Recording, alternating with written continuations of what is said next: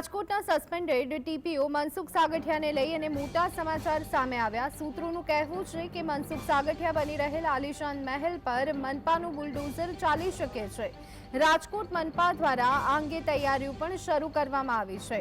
University road પર તૈયાર થઈ રહેલ આલિશાન મહેલ ગમે ત્યારે તેની પર બુલડોઝર ફરી શકે છે। મનપા પદાધિકારીઓ દ્વારા અધિકારીઓ પાસે મનસુખ સાગઠિયાની હવેલીને લઈ અને વિગત માંગવામાં આવી છે।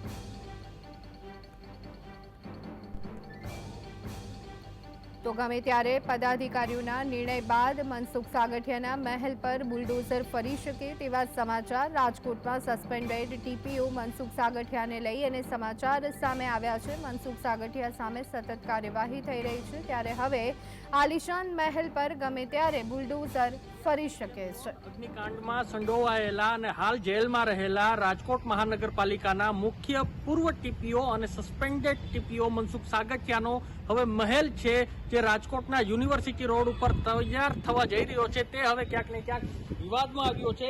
આ જે બની રહેલો આલિશાન મહેલ છે તેના ઉપર હવે મહાનગરપાલિકા જ હવે જે બુલડોઝર ફેરવી શકે છે। યુનિવર્સિટી રોડ ઉપર અનામિકા સોસાયટી છે કે જ્યાં આજે 300 વારમાં તેમનો જે બંગલો છે તે બનવા જઈ રહ્યો છે। કરોડોના જે ખર્ચે આ જે બંગલો છે તે જે બનવા જઈ રહ્યો છે તે હવે ક્યાંક ને ક્યાંક વિવાદમાં આવ્યો છે।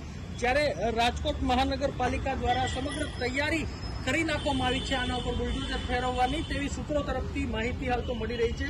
મનપાના પદાધિકારીઓ અને અધિકારીઓ પાસે મનસુખ સાગઠિયાની હવેલીને લઈને હવે જે વિગતો છે તે મંગાવવામાં આવી છે। તો બીજી તરફ ગમે ત્યારે જે પદાધિકારીઓ નિર્ણય બાદ આ જે મહેલ ઉપર બુલડોઝર છે તે ફેરવી શકે છે। તો બીજી તરફ જો વાત કરવામાં આવે જ્યારે બાંધકામ થતું હોય છે ત્યારે બંને તરફ છે તે સોસાયટીમાં જે માર્જિન મૂકવાની જરૂર પડતી હોય છે, પરંતુ અહીં જે પૂર્વ ટીપીઓ છે તેમને જો કહી શકાય કે ભ્રષ્ટાચાર પણ કર્યો છે તો પોતાના ઘરમાં જ કેમ નહીં, એટલે ચોક્કસપણે જોઈ શકાય છે કે માર્જિન એક પણ બાજુ જે મૂકવામાં આવ્યું નથી। એટલે ચોક્કસપણે હવે ક્યાંક ને ક્યાંક સૂત્રો તરફથી એવી માહિતી મળી રહી છે કે ચોક્કસપણે તેમના મહેલ ઉપર જે બુલડોઝર ફરી શકે છે। લકીરાજ સિજાલા, GSTV, રાજકોટ।